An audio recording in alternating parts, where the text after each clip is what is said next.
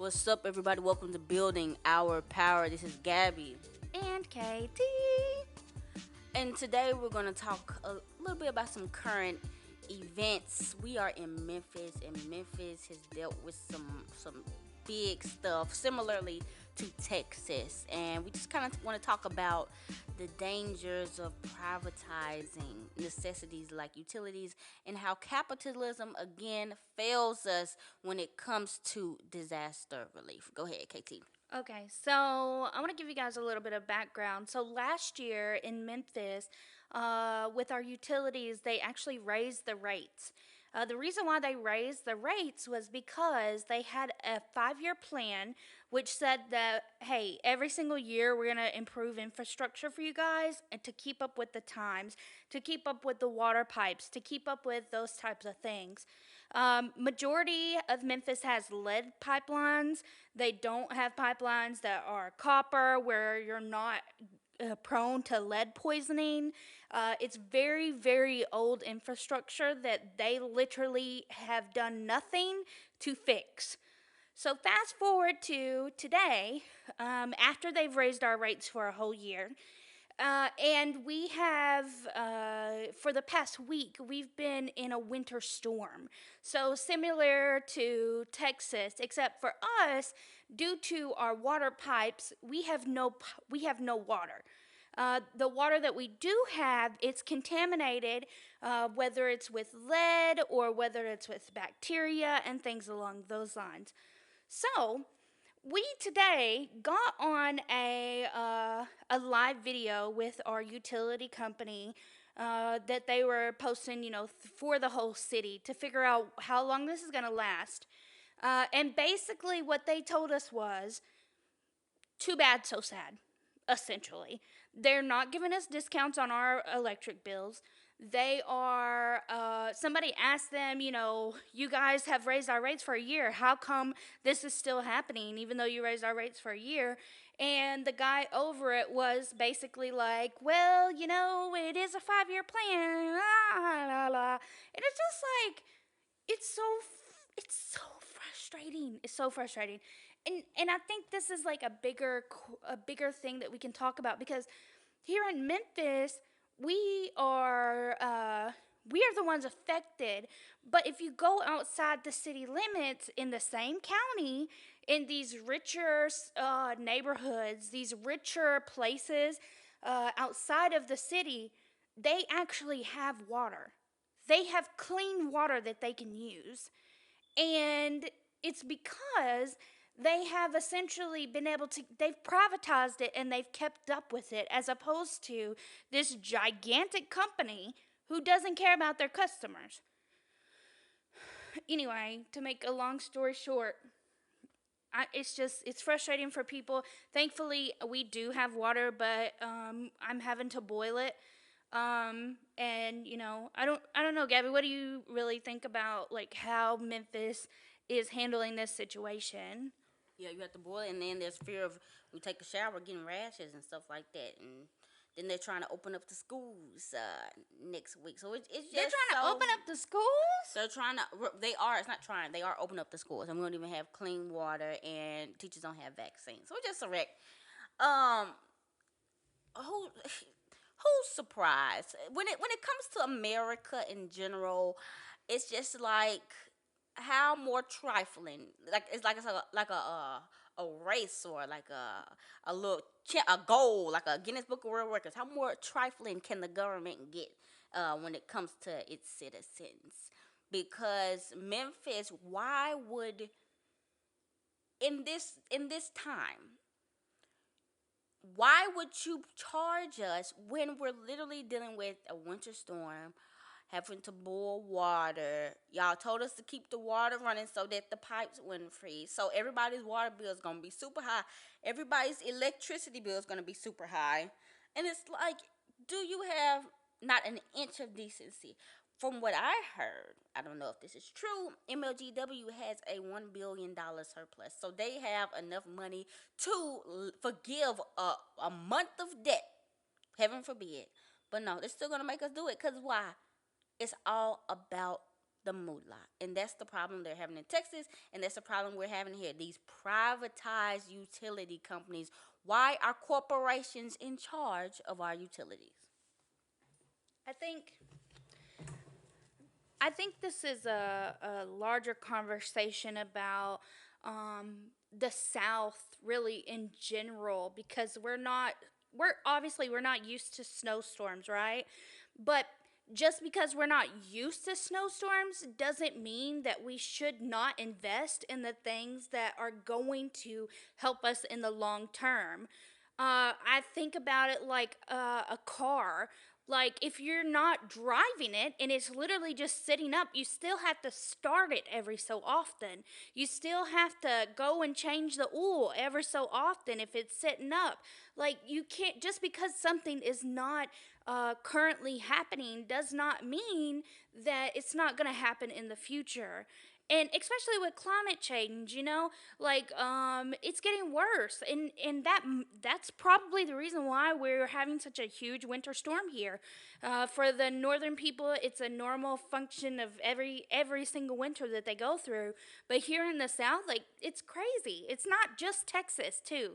I want a lot of people to, like, just stop thinking that it's Texas, because it's not just Texas.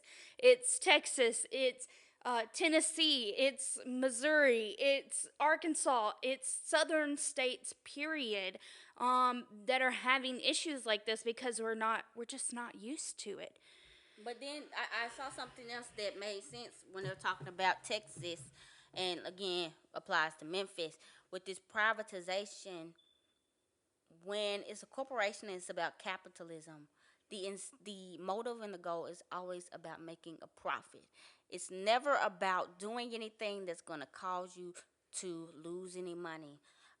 So they said, like with Texas, with these private utility companies, they didn't see the need in investing in, winterizing the turbines and doing things that you would need to prepare you for a winter storm. There was never a financial incentive to do that.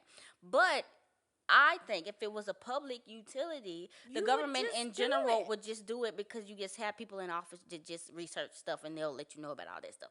So that's definitely, I mean, it just plays into part. When money is the goal, it's never going to be about people's full humanity. And even when they were talking about they're ciphering off the energy, so only so it's like what they call it, a rolling of the energy, like where a certain time Right. one neighborhood would have and one neighborhood would have, and that, like that. But they were saying certain parts of that same state, their lights never went out.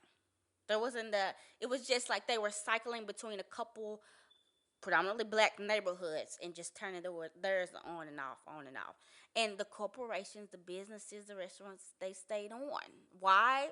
Because in capitalism, it's not about the people, it's about the money. And again and again, we're getting shown this every single day. It's just sad. This is this is late stage capitalism. This is what they talk about when they talk about late stage capitalism. It's So, I think that this is kind of surrounding what we're talking about in regards to, like, the winter storm. There's another piece to this, not just like utilities. A lot of people during this time forget about the houseless people, the people without homes, the people who are out here on the street when it's snowing. And recently we had people who actually froze to death outside because our warming centers here in Memphis were not running 24/7 for people. The warming centers were being literally turned off. People being kicked out. People being kicked out. Literally, you have someone who does not have a house. You have someone who's literally living on the street, and you kick them out of a warming center during a storm? But back to what you said, Gabby. Literally, it's not efficient. It's not economically efficient for them to be able to afford those lights and things like that. Whew, They need to defund the mayor. They just need to defund the mayor. Defund the government. Defund My thing, defund the government, government because, literally. like what we said, like, and I posted in our Instagram story. I was like, this American government, they're just leeches, just parasites. They take all of our money, and then when we ask for a crumb, like in the course of like somebody who's lived like 80 years, the amount of taxes they pay throughout their lifetime, and compare that to a $1,200 and a $600 check. There's no comparison. That shouldn't be what I'm getting. You should just be giving me all them taxes back that I paid last year. Just give them back because we need them. But yes, in Memphis, we have no free shelters. Every shelter costs. Now, what sense does that make? What sense does that make for a homeless person who does not have a house, more than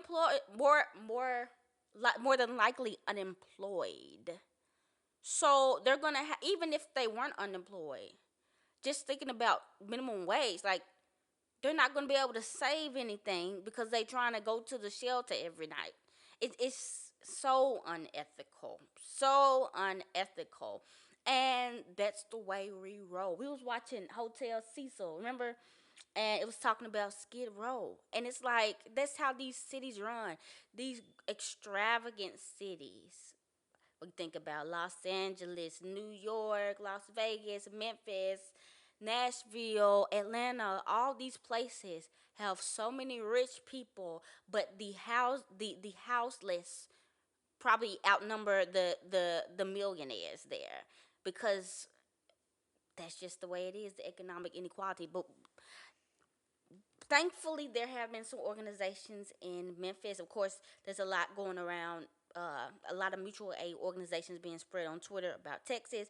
There are some in Memphis as well that are doing a lot for their houseless. I try to give money every 2 weeks to whoever's doing something with them because I know it's hard work for them as well, especially in this cold and this snow. It's hard work, so we gotta do what we can. It's crazy that we don't get paid to do this. You know what I'm saying? Like people don't get paid to help their fellow man. There are people that literally get paid, are supposed to be paid to help you, and we have to do their job. Uh, what can I tell you? This is not the way it has to be, though. There is another way, and we have to continue to remind people that because this is the time of reckoning. People are being exposed to a side of America that they've never seen before, mainly white people, but still, a lot of people are getting exposed to, a lot of what we thought about America is untrue. America is not exceptional. America doesn't care about its citizens, yada, yada, yada. So I think this is a good time to just keep pushing that narrative. Keep trying to push in a little bit of communism in there. So that kind of reminds me of because you were talking about like the politicians who are not doing their jobs. These are the people who made promises to you. Not let's just do more recent times. Let's literally just look at Joe Biden. That's all we have to do. Just look at Joe Biden. We were guilt tripped into voting for him. We were literally gaslighted to vote for him. We were literally treated like crap because we said we would not vote for him. And then during that time we were like, okay, well, Joe Biden's not going to do anything different. He's literally not going to do anything for y'all. And no one wanted to hear that. They just thought just as soon as Joe Biden came in, it was going to be wonderful because he got all these campaign promises. What has he done? What has he done? Nothing. What has he said he's not going to do? Okay, so let's talk about this. Joe Biden has not canceled student debt. Not up to 50K, not up to 10K. Joe Biden literally has done nothing about that. Joe Biden is still deporting immigrants. Joe Biden is still, it's exactly the same as Trump. It's exactly the same as Trump. We're opening up schools. There's no difference between him and Trump. Tell me why Joe Biden, because I was told, we're going to get petty with it. I was told by a very renowned black feminist lady on Twitter that Joe Biden would have a better approach when it came to tackling this coronavirus. But turns out he wants us just to be thrown out there as well, teachers and everybody, and just, hey, capitalism must win. Uh, why is he not saying anything about these southern states and even the northern ones, California and I mean not California, Chicago, California too, Chicago, opening up these schools and forcing these teachers to go in there. I thought he was supposed to be for the science, but now it seems like the science has changed to support what he wants to do. Here's another thing that I just thought of. When you said about, like, okay, oh my God, Joe Biden literally, you guys, Joe Biden waited a week, a whole week to enact FEMA for people in Texas. A whole week. People were down there without any type of electricity, without running water, without anything, starving because they couldn't get out because of all the snow and rain and whatever. And Joe Biden waited a week.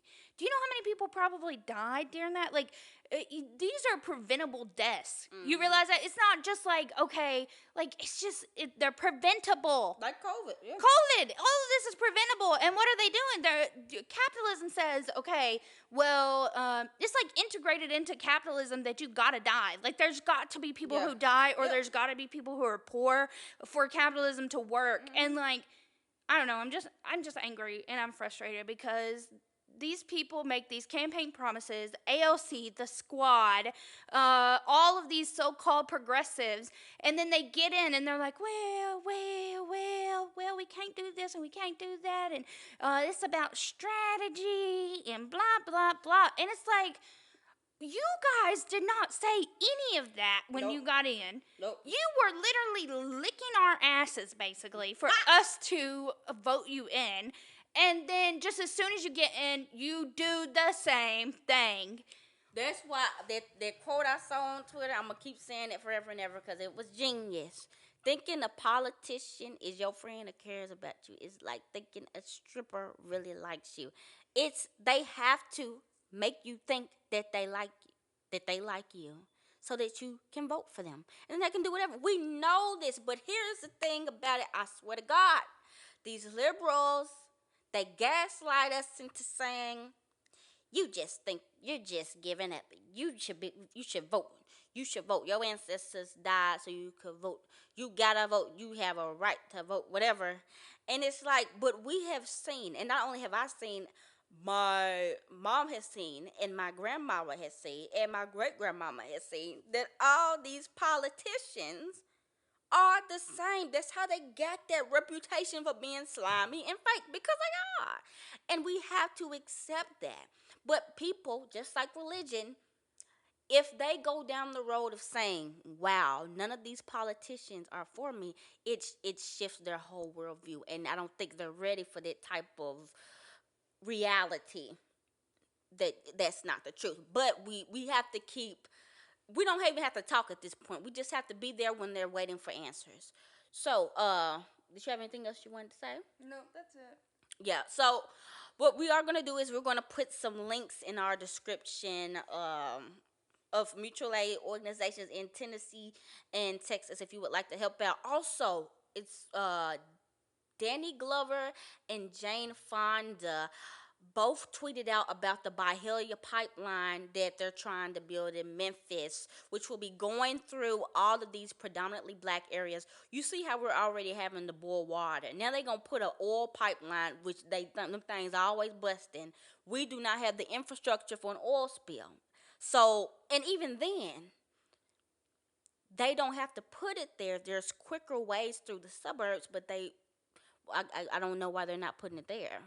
You know. I mean, we all know. Yeah, you know what I'm saying. So, please, everybody, research Byhalia Pipeline. We'll put a link in the description as well, and see how you can help us fight against this blatant environmental racism. Thank you again, everybody, for listening to this episode. Hit us up on our social media at Building Our PWR everywhere. Hit KT up at KT_does_art and hit me up at Gab Beats Music. Thank you again, guys. Make sure you like and share with a friend.